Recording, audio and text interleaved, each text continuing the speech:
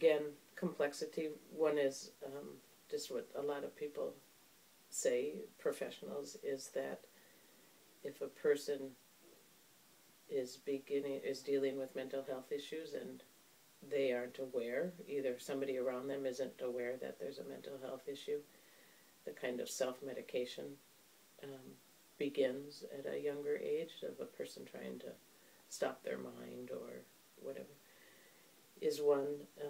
Another that one woman who I care about a lot, who we've been working with, is one of the millions born addicted to heroin. And the thought I say to myself is, her first visceral experience of her own body was a drugged, accelerated body. So for her, sense of normalcy is that acceleration. Her to not be drugged is a foreign experience to her, and I've experienced that with other people that we've worked with too, that if they aren't charged, they don't feel normal.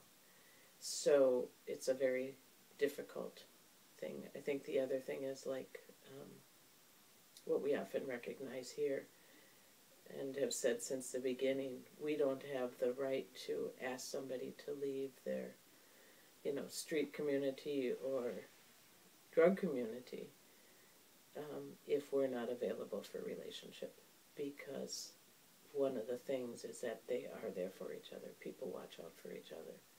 So what we'll watch often is maybe a lot of effort will be put towards a person to leave it, to leave their addiction and get into housing and all of that, but then they're dropped.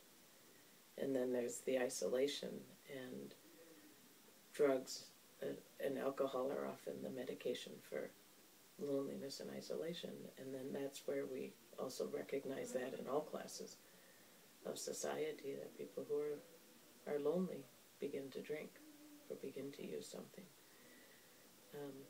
And the other reflection I've had on my own is just that as we watch within school systems and societies, that as everything that helps us channel our creative energies is cut off, so sports programs and art programs being not available to the common people or to the lower income people, is the drug use provides that kind of exploration of the mind and things. It becomes just activation of their mind because they don't have anybody helping them channel it, which is where we seek to do a lot with the arts here, because one is it brings people together on an even platform. Doesn't matter which way you're coming together with your creative energies, but it's also helping channel, like a person to discover their potential, their creative potential, means that they don't have to stay in, you just explore that or feel that in an addicted state or a high state.